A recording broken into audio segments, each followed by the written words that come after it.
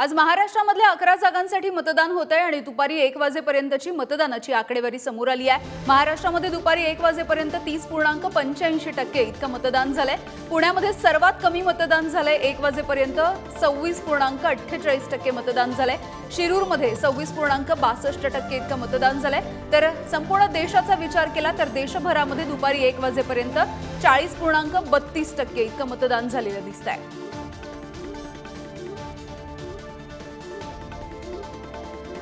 तर संध्याकाळी 6 वाजेपर्यंत हे मतदान करता येणार आहे। त्यामुळे पुढारी न्यूज सुद्धा तुम्हाला आवाहन करते, जास्तीत जास्त मतदान करण्यासाठी घराबाहेर पडा आणि आपल्या मतदानाचा अधिकार बजावा।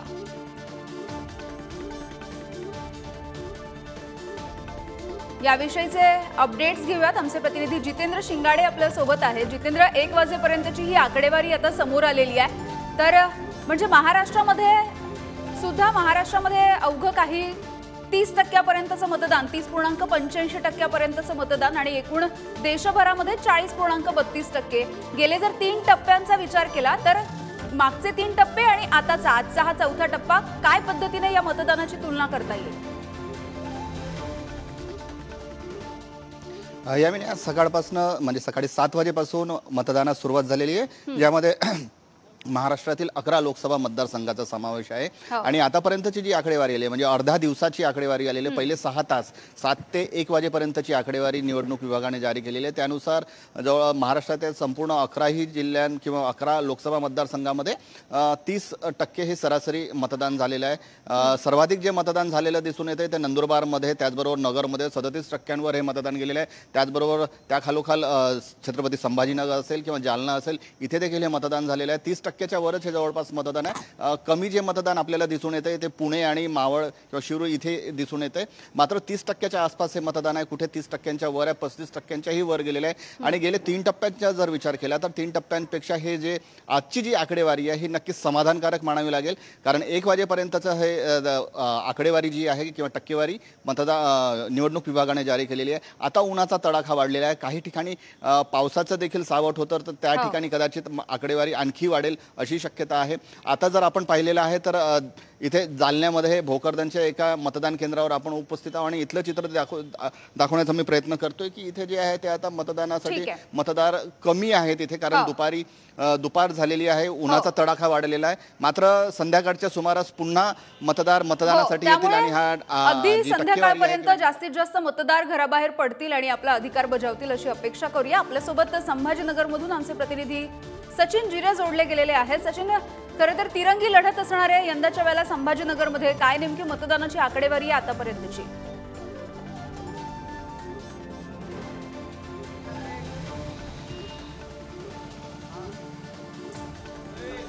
सचिन, माझा आवाज पोहोचतोय तुमच्यापर्यंत? तिरंगी लढत संभाजीनगरमध्ये यंदाच्या वेळेला बघायला मिळते। 1 वाजेपर्यंतची आकडेवारी काय मतदानाची?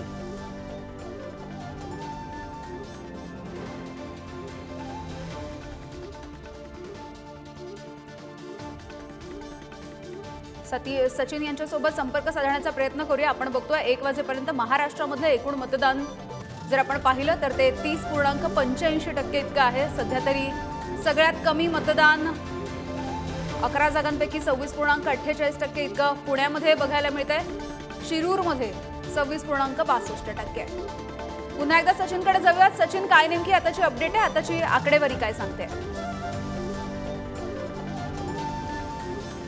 यामिनी, जर 1 वाजेपर्यंत आकडेवारी जर आपण पाहिली तर 32.37 एवढं मतदान छत्रपती संभाजीनगर लोकसभा मतदारसंघामध्ये झालेलं आहे। सध्याही मोठा उत्साह संभाजीनगरमध्ये पाहायला मिळत आहे। अनेक जे बूथ आहेत त्या बूथवरती मोठ्या संख्येने गर्दी आहे मतदारांची। एवढं कडक ऊन असताना देखील मतदार हे मतदानासाठी आलेले आहे, हे महत्त्वाचं। कारण की आपण जर पाहिलं तर गेल्या काही टप्प्यांमध्ये मतदानाची टक्केवारी कमी झाली होती आणि ती वाढवण्याचा प्रयत्न प्रशासनाचा होता। मात्र कुठंतरी आत्ता दुपारपर्यंतची जर परिस्थिती आपण पाहिली तर मोठ्या प्रमाणात आत्ताही नागरिक मतदानासाठी आलेले आहे. मात्र आणि काही ठिकाणी संत गतीने देखील हे मतदान सुरू आहे. तर काही ठिकाणी यंत्रांमध्ये बिघाड आला होता, मात्र प्रशासनाने तातडीने उपाययोजना करत त्या दुरुस्त केलेल्या. त्यामुळे सध्या छत्रपती संभाजीनगरमध्ये चांगल्या पद्धतीने मतदान प्रक्रिया सुरळीत पार पडत आहे आणि जे मतदार आहेत तर ते मोठ्या प्रमाणात आता येताना मतदान केंद्रात दिसत आहे. यामिनी अगदी ज्या पद्धतीने संभाजीनगर मधली परिस्थिती आहे, तिरंगी लढत होतीये, त्याच पद्धतीने पुण्यामध्ये सुद्धा होतीये. ज्ञानेश्वर चौतमल याविषयीचे अपडेट देतील. ज्ञानेश्वर,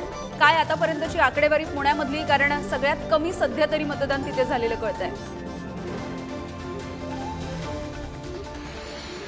पुणे लोकसभेसाठी 1 वाजेपर्यंत 26.48% मतदान ओव्हरऑल पुणे लोकसभेचं झालेलं आहे. खरं पाहता हे मतदान तुलनेनं इतर लोकसभा मतदारसंघांच्या दृष्टीनं कमी आहे. दुसरी महत्वाची गोष्ट, जर विधानसभा निहाय विचार मतदानाचा केला तर काँग्रेसचे आमदार रवींद्र धंगेकर जे उमेदवार आहेत त्यांच्या कसबापेठ विधानसभा मतदारसंघातून 31.10% इतकं मतदान झालेलं आहे. तर दुसरीकडे जे कोथरूडचे महायुतीचे उमेदवार आहेत त्यांच्या विधानसभा मतदारसंघामध्ये 29.10% मतदान झालंय. आता 1 वाजेपर्यंत जर टक्केवारीच्या हिशोबाने आपण गणित पाहिलं तर रवींद्र धंगेकर यांच्यासाठी जास्त त्यांच्या मतदारसंघामध्ये मतदान झाल्याचं पाहायला मिळतंय. त्या खालोखाल जी कोथरूडची सगळी जागा आहे तिथे आपल्याला मतदान झाल्याचं पाहायला मिळते. तिथे 29.10%. जो पर्वती शेजारचा विधानसभा मतदारसंघ आहे तिथे 27% मतदान झालेलं आहे. तिकडे वडगाव शेरी, शिवाजीनगर आणि पुणे कॅन्टोन्मेंट इकडे 23 ते 24% दरम्यान या तीनही विधानसभा मतदारसंघामध्ये मतदान झाले. एकूण विधानसभा निहाय जर आपण आकडेवारी पाहिली तर कसब्यात सर्वाधिक मतदान झाल्याचं पाहायला मिळतंय. मात्र पुणे लोकसभा क्षेत्र म्हणून जर विचार केला तर अत्यल्प मतदान इतर मतदारसंघांच्या तुलनेनं आतापर्यंत झालेलं आहे. हो, अगदी धन्यवाद ज्ञानेश्वर. अजय माने आमचे प्रतिनिधी जोडले गेलेले आहेत. नगरमधली अपडेट त्यांच्याकडून घेऊयात. काय नेमकं चित्र आहे अजय नगरमधलं, कारण एक महत्वाची लढत आहे सुजय विखे पाटील विरुद्ध निलेश लंके. किती मतदान झालेलं आहे आतापर्यंत? आपण जर पाहिलं तर 1 वाजेपर्यंतची आकडेवारी जी आहे ती समोर आलेली आहे आणि या 1 वाजेपर्यंतच्या आकडेवारीत 29.45% मतदान जे आहे ते अहमदनगर या संपूर्ण भागात झालेलं आहे. सगळ्यात महत्वाचं म्हणजे दुपारचा उन्हाचा तडाखा जो आहे तो वाढलेला आहे. मी आता अनेक वेगवेगळ्या सिटीमधल्या मतदार केंद्रांवर जाण्याचा प्रयत्न करत आहे. सध्या मी मुकुंदनगर मधली ही दृश्य जी आहेत ते आपल्याला दाखवतो. या ठिकाणी निवडक माणसं पण या ठिकाणी गर्दी जी आहे ती अशी वाहत्या प्रवाहाची गर्दी आहे. संपूर्णरित्या जे आहे ते शिथिल असं मतदान या ठिकाणचं झालेलं नाही. एकीकडे उन्हाचा पारा चढत असताना दुसरीकडे मतदान करण्यासाठी या ठिकाणाची माणसं जे आहेत किंवा स्थानिक रहिवासी जे आहेत या ठिकाणी मुकुंदनगर येथील जिल्हा परिषदेच्या शाळेत हजेरी लावताना आपल्याला पाहायला मिळतील. तर दुसरी या ठिकाणी 3 बूथ आहेत आणि या तिन्ही बूथवर थोडी काय होईना ती संख्येत माणसं जी आहेत ती या ठिकाणी आलेली. त्यामुळे इथलची मतदानाची रांग जी आहे ती सतत सरळ चालूच आहे. ज्या प्रमाणात मतदान व्हायला पाहिजे होतं, ज्या प्रमाणात या मतदार संघाची चर्चा झाली, जेवढ्या मोठ्या प्रमाणात इथे या संपूर्ण मतदारसंघाची जी आहे ती चर्चा झाली त्या प्रमाणाच्या अनुषंगाने ही इथे मतदान जे त्याची आत्ताची आकडेवारी जी आहे ती कमी आहे. पण त्या मानाने ओव्हरऑल संपूर्ण महाराष्ट्राच्या अनुषंगाने जर पाहिलं तर मागच्या 3 टप्प्याचा आराखडा जर आपण पाहिला तर आत्ताचा रित्या समाधानकारक असं जे आहे ते मतदान झालेलं आहे. आपण हा फर्स्ट हाफ मध्ये 30%चा जरी संपूर्णतः पाहिलं 30% मतदान झालं तर पुढच्या सेकंड हाफ मध्ये म्हणजे पुढच्या 4 ते 5 तासात पुन्हा जर 30% मतदान झालं तर 60%चा आकडा मागच्या 3 टप्प्यांमध्ये आपण बघितलेलं आहे अजय. साधारणतः 60 ते 62% इतकंच मतदान झालेलं आहे मागच्या 3ही टप्प्यामध्ये. त्यामुळे आताची सुद्धा उत्सुकता आहे. पुढे आपण तुषार झरेकर आमच्या सोबत जोडले गेलेले आहेत. तुषार, काय तिथली परिस्थिती आहे आणि खरं तर शिरूरमध्ये 26.62% इतकंच मतदान झाल्याचं कळतंय आतापर्यंत? नक्कीच यामिनी, आपण जर पाहिलं तर सकाळी पहिल्या टप्प्यात जर आपण पहिल्या 2 तासाची जर आकडेवारी पाहिली तर त्या तुलनेमध्ये आता होणारं जे मतदान आहे ते खरं तर चांगल्या पद्धतीचं झालंय असंच म्हणावं लागेल. कारण सकाळी जी शिरूर लोकसभेतील जी आकडेवारी होती ती खरं तर कमी होती. आता ती बऱ्यापैकी वाढताना एकंदरीत दिसून येते. सकाळी हा संपूर्ण जो भौगोलिक दृष्ट्या या शिरूर लोकसभेचा जर विचार केला तर शिरूर लोकसभा मतदारसंघ हा शहरी आणि ग्रामीण अशा 2 भागांमध्ये विभागल्याचं पाहायला मिळतंय.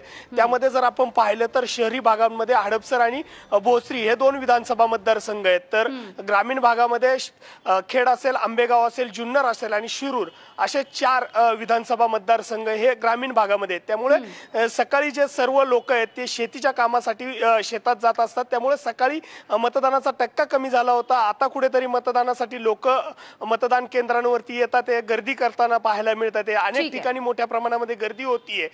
दुसरीकडे जर आपण पाहिलं तर प्रशासन योग्य ती खबरदारी घेताना पाहायला मिळते, टक्केवारी वाढतीये। हीच टक्केवारी अजून वाढवण्यासाठी कार्यकर्ते सर्वतोपरी प्रयत्न करताना पाहायला मिळतात। महाविकास आघाडी असेल, एकूणच वेगवेगळ्या 11 ठिकाणी हे मतदान होत आहे आणि सगळीकडे अशाच पद्धतीची परिस्थिती सध्या तरी आपल्याला बघायला मिळते। साधारणतः 30 ते 40% घरामधलं हे मतदान आहे। पुढे आपण जाऊया, किरण दाझणे आपल्या सोबत जोडले गेलेले आहेत। जळगाव आणि रावेर विषयीचे अपडेट्स त्यांच्याकडून घेऊया। दोन्ही काहीशा महत्त्वाच्या लढती आहेत। किरण,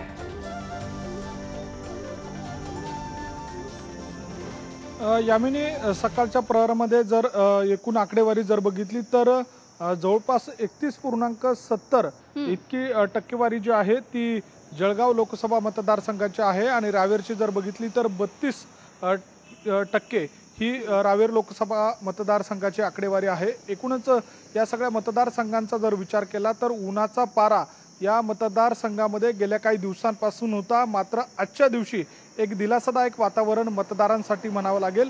सकाळच्या वेळेला ढगाळ वातावरण होतं, पाऊस देखील मोठ्या प्रमाणात या ठिकाणी पडू लागला होता आणि त्या सगळ्या काळामध्ये काही अंशी जे वातावरणामध्ये जो उकाडा जाणवत होता तो काही अंशी त्याला दिलासा मिळाला आणि थंडगार हवा ही वातावरणामध्ये बघायला मिळाली होती आणि त्यामुळे सकाळच्या टप्प्यामध्ये आपण बघतो एकीकडे पावसाचं चित्र आहे, दुसरीकडे काही भागामध्ये प्रचंड ऊन आहे, मात्र मतदारांचा उत्साह कायम आहे। खूप खूप धन्यवाद तुम्ही दिलेल्या या सगळ्या सविस्तर अपडेटसाठी।